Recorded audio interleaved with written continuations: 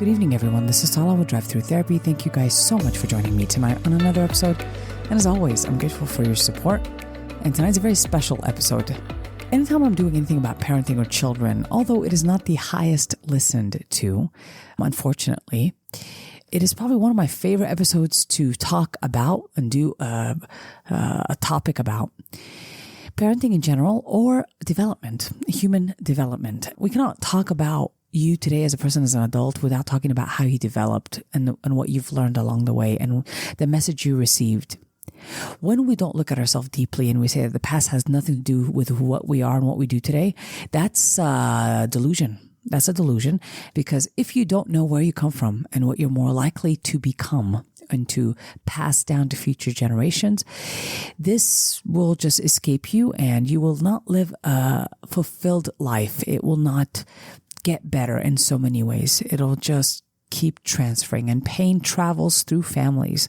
And today is a topic that really exposes one of the most interesting things that parents do to children that is almost acceptable in our society. We don't look at it as gaslighting, but it is gaslighting.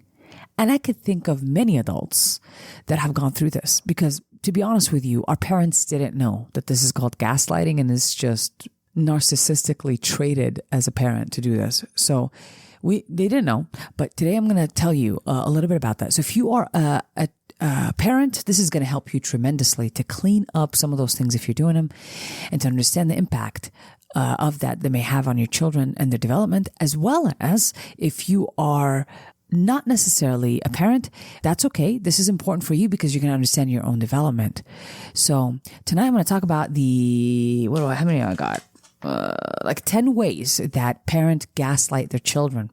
But before I get to those 10 ways, I want to make sure that I let you know that gaslighting is one of those narcissistic traits. And when it comes to narcissism, a lot of us think of like narcissism and being with a narcissistic partner, but we never think about narcissistic parents, which is huge. It's significant. Now, it doesn't have to be a full-blown narcissistic parent that does what I'm about to tell you, but we could all have a bit of narcissistic traits, and we could engage in these responses towards our children, or we've experienced them from our own parents. They're so common, and every time I read them to any client, they're like, "Oh yeah, I've experienced at least 5 or 6 of those things, at least, if not most of them, that I'm going to talk about today." So I hope that you find this valuable. I know I do. And when I'm looking at development, these are the things that have come up through the years as I collected data from adults talking about their childhood and what they've experienced. As they say those things, most of the time they feel like it's normal. That's what parents do. It's normal. It gets passed down. This is how I talk to my kids, right? We don't notice that this is gaslighting. And so in a lot of ways, developmentally, I think this is probably one of the most significant things, that if we can clean this up with our children and just stop doing this shit, I think it'll tremendously help relieve confusion and create a sense of secure attachment with the child, where the child trusts me and is attached securely, not anxiously. You'll find out that a lot of the gaslighting ways that I'm going to talk about today is just going to produce a lot of distrust from the child towards the parent, and a lot of anxious attachment, meaning I'm loved with conditions, and then I have to work really hard for love, and I get mixed messages. I'm confused. My parent tells me this, but they do something else. They tell me I should do this, but they're doing something else. And it's very confusing, and it definitely affects the child later, an adult, in so many ways, whether it's through their self-esteem, the way they perceive themselves, the way they perceive the world and others, the way they perceive attachments. It's going to affect them across the board. That's why this topic is long overdue.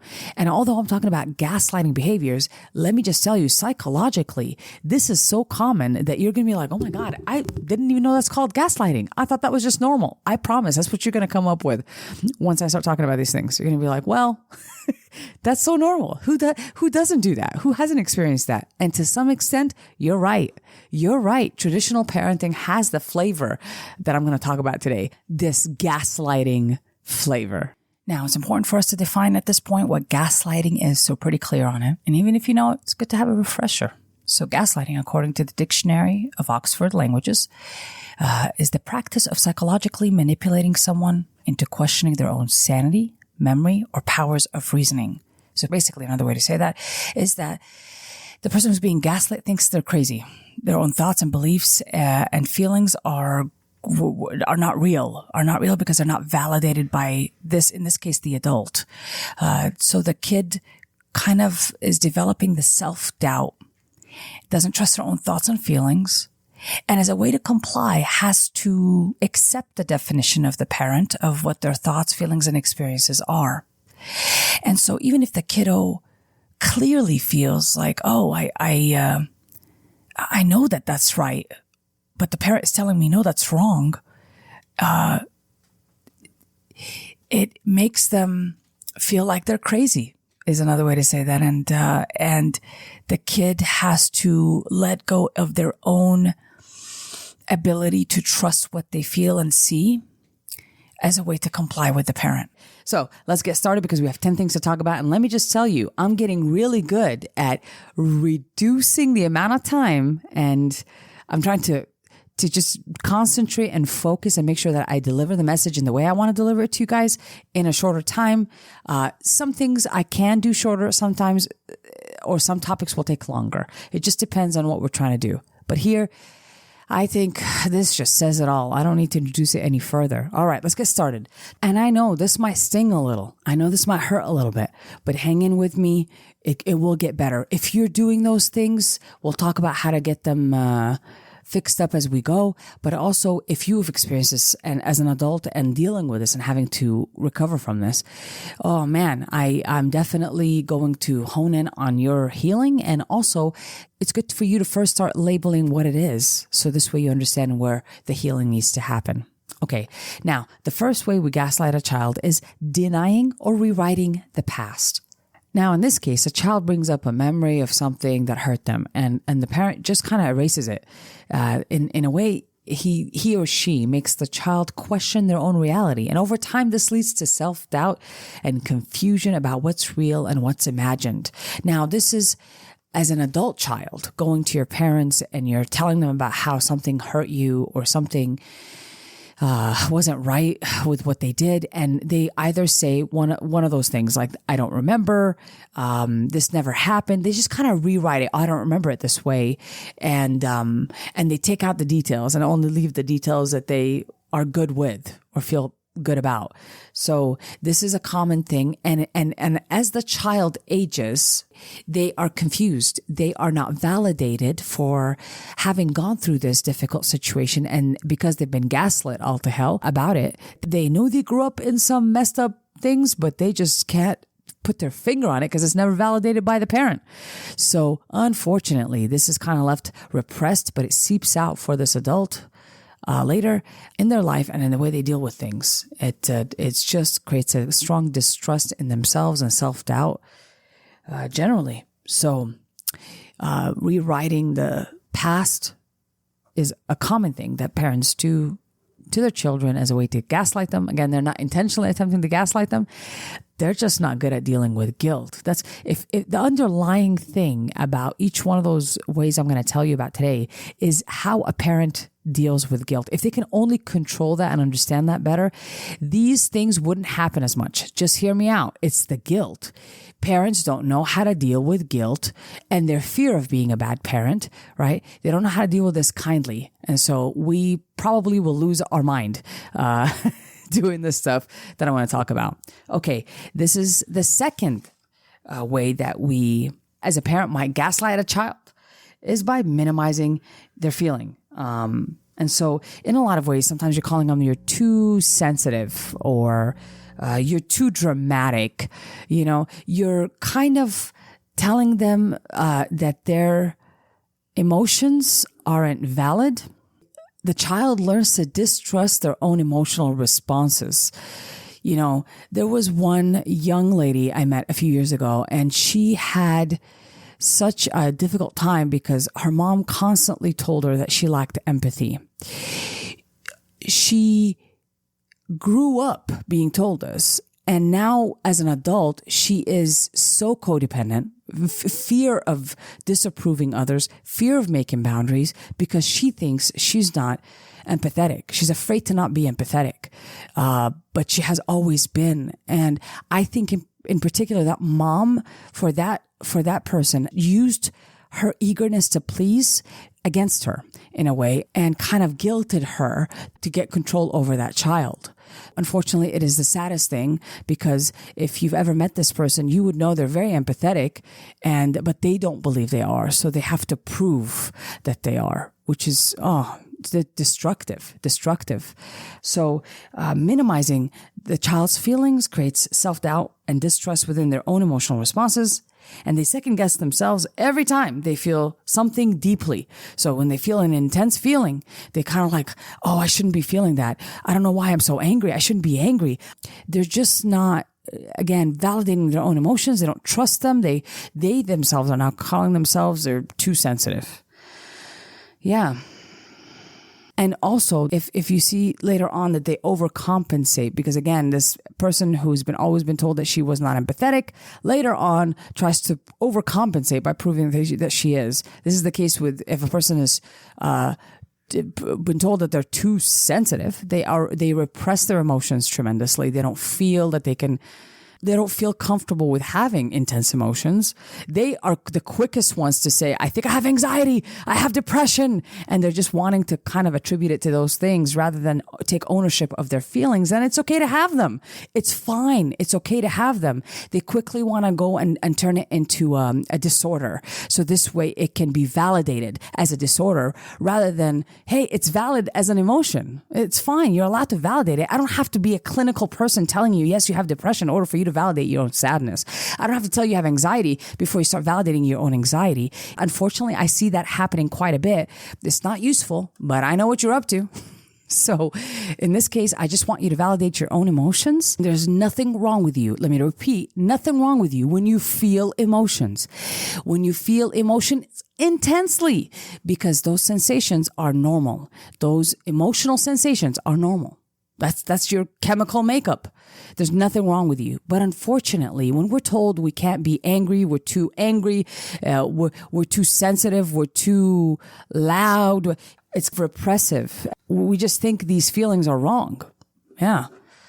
So that's number 2. Number 3, when we blame the child for their own mistreatment. Oh, this is an insidious one. This is when we tell a kid, like, you made me mad. If you only cleaned up your room, I wouldn't be yelling at you. If you only put that stuff back, I wouldn't be grounding you. It's like we're blaming them for our bad reactions, for our really bad reactions. Again, this confuses the child, and the child now thinks that they caused their own emotional abuse. They caused this emotional abuse.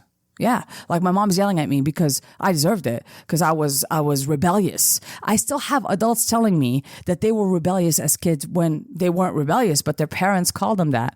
And so they believed it for many years. They believed that, I was rebellious. And I'm like, who calls you that? Who called you rebellious? And they tell me, it's my mom called me rebellious. And I was like, would you call yourself rebellious today? Looking at yourself at that age, would you call yourself rebellious? And most of the time people will say, no, I wouldn't. I would say that I'm a kid that was misunderstood, a kid that was not heard, but not rebellious. I think that I was just surviving. Absolutely. So this is blaming the child for their own mistreatment is a well-lit situation.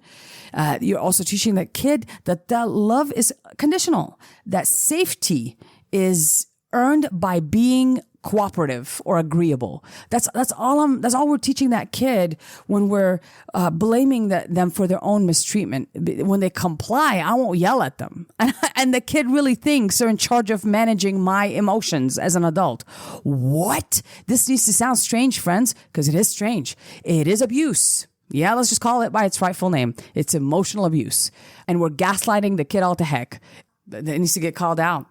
All right. Number 4, gaslit behavior by parents towards their children would be projecting their own flaws towards them. So in this case, the parent just kind of might accuse their child of lying, manipulating, or being selfish. One of my favorite, that's most common, you're being disrespectful. I mean, think about it for 1 second if you're a parent. Is the kid intentionally attempting to make you, to disrespect you, to be manipulating or lying to you?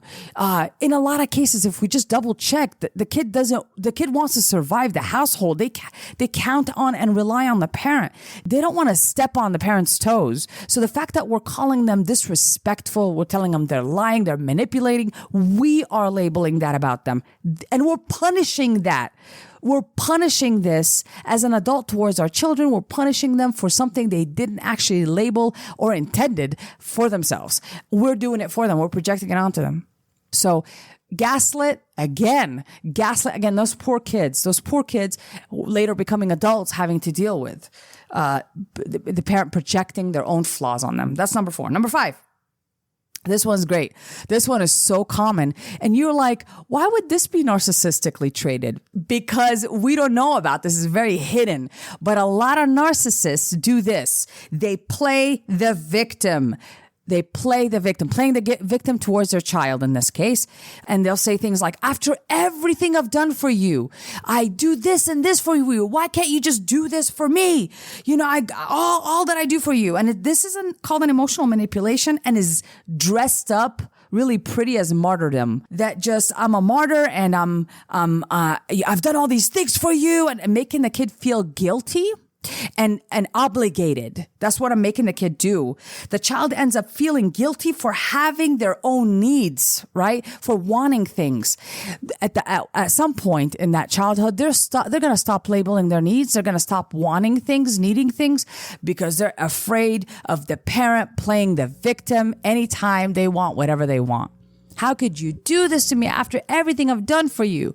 What? This needs to sound strange, friends, because it is very narcissistic. So playing the victim, although it sounds like, oh, I'm being weak, it is not. It is manipulative. It's manipulative, and we don't need to be a martyr. Number 6. Let's go for number 6. The way a parent gaslights their children could be through inconsistent rules and expectations. What this looks like is it's when the parent kind of changes the rules based on their mood. So the child at that point learns about stability and the fact that it doesn't exist, basically. Like, I can't count on predictable reactions or responses from my parent. When they're upset, then all of a sudden they change the rules. When they're happy, the rules change again. When they're busy, the rules change altogether. So when I tell you I'm going to go take you to the zoo, and all of a sudden I change my mind because I'm just moody and I don't feel like it, and you didn't clean your room today, you know what? I'm just not going to take you there anymore. I'm not going to take you to the zoo, and they just take that away from that kid. It's like not that cool, right? It's unkind. It sounds unkind because it is unkind. All right, the next one is pretty common, and it's pretty sneaky. Okay, it is when the parent gives false narratives about the child. And I kind of said that briefly when I kind of mentioned, the parent labeling the child disrespectful. But it's not only that in that one way, but it's like, you've always been the troubled kid or the troublemaker. You've always been rebellious. The parent is labeling this child because they're an inconvenience to them at this point, right? All my other kids are doing good. Why is this kid not doing well? All your brothers and sisters didn't act this way. Why are you acting this way? So we kind of call them the troublemaker, right? And you know what's really messed up? Kind of like I said about the empathetic situation where this female was told by her mom consistently she was not empathetic. Later, as an adult, these labels stick, and this person acts on the fact constantly, has to overcompensate for the fact that she thinks she's not empathetic. So she becomes a doormat with no boundaries, just so she can be empathetic. And I'm putting quotes here, air quotes. Okay. What's really interesting in these cases, even if the child does behave differently, the narrative becomes the cage. Like they're just kind of imprisoned with the narrative. So for example, when the kid starts to behave better on that day, like they're trying to avoid conflict, the parent will say, "Oh, all of a sudden you're acting like you're great, or you're acting like you're blah blah blah," and they're just making fun of that kid and just relabeling him or her again, not allowing this kid to just be better. They're just stuck on that label, and they're making fun of that kid when the kid is trying to do something different so they can avoid conflict. The kid is still going to be like, well, they're going to be treated like a troublemaker. Now you're manipulating. The kid is gaslit again. Now you're manipulating because you're just acting better. What is going on in this world? What is going on? Okay. I hope you're getting the feeling of this. I need it to sound outrageous because it is.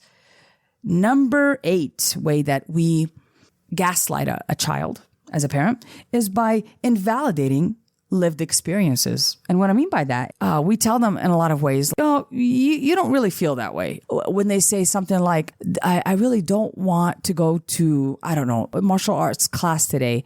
By us telling them, oh, no, you really don't feel that way. You need to go. You'll change your mind later. It's like we're invalidating them at that point.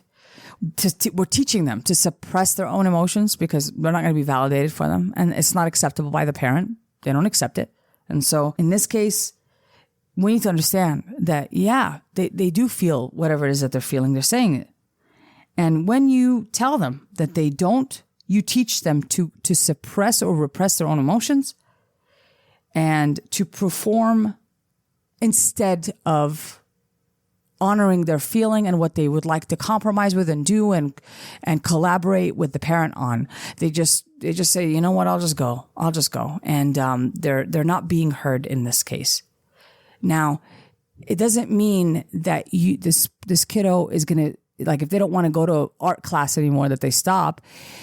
They're committed, but we have to honor their feeling about it, that they maybe don't like it anymore. They don't like, it doesn't match what they want to do anymore. And they're allowed to feel it. We honor it. We don't want to gaslight it.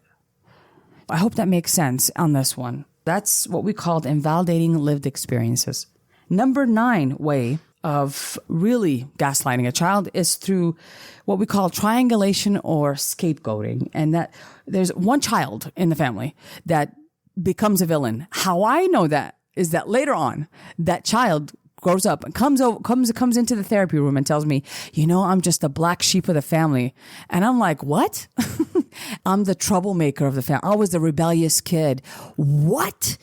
They already have this label. Years later, friends, they're living far, far away from family. Their parents might have been passed on and they're still calling themselves that. This is how crazy this is. So this child becomes this villain for that family and everybody just points the finger at them. If the parents are fighting because of that kid and we're fighting because of you.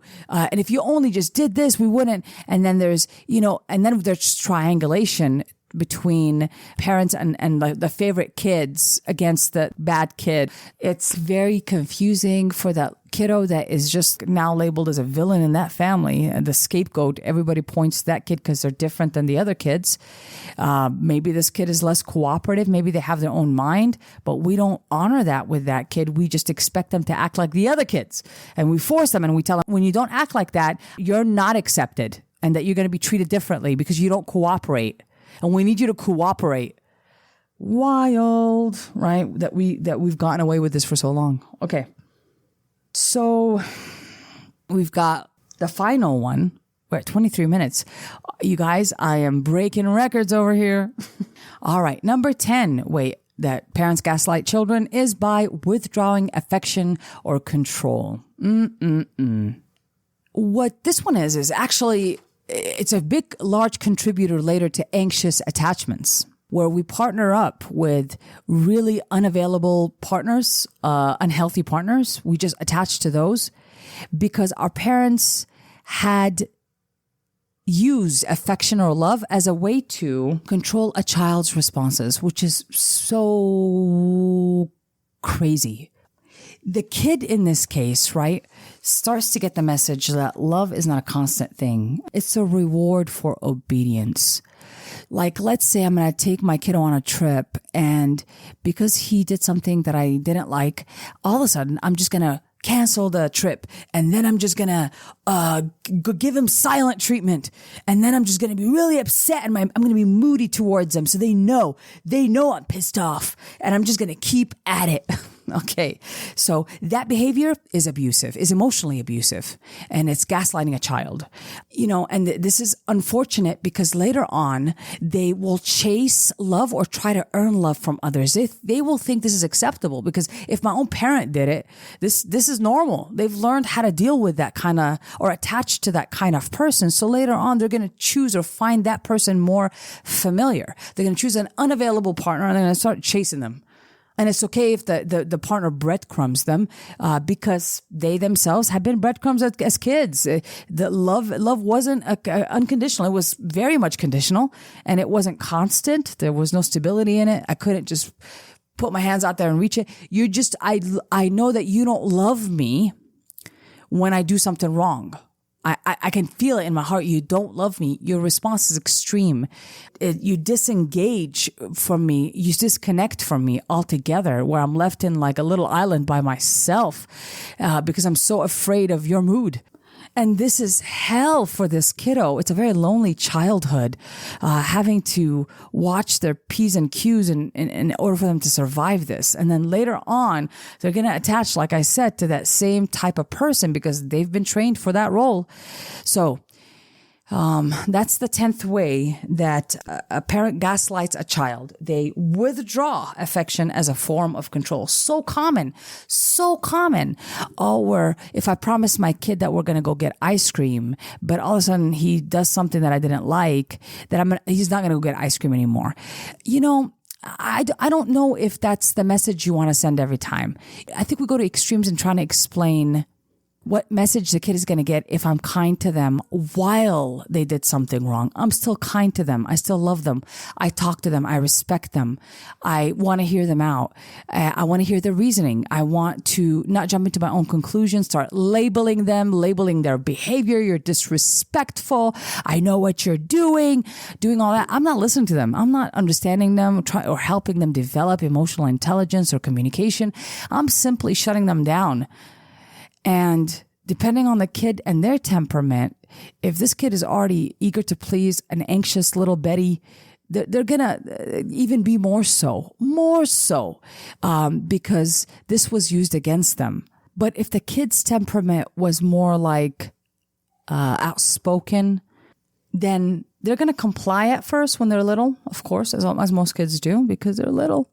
And then later on, they're going to fight back. They're going to be your rebellious kid back. But it's not rebelliousness. It's out of, I know I'm not going to be heard anyways, so I just give up. The kid just gives up. I'm not going to be heard anyways, so I have to hide myself and only show you the parts that are acceptable to you.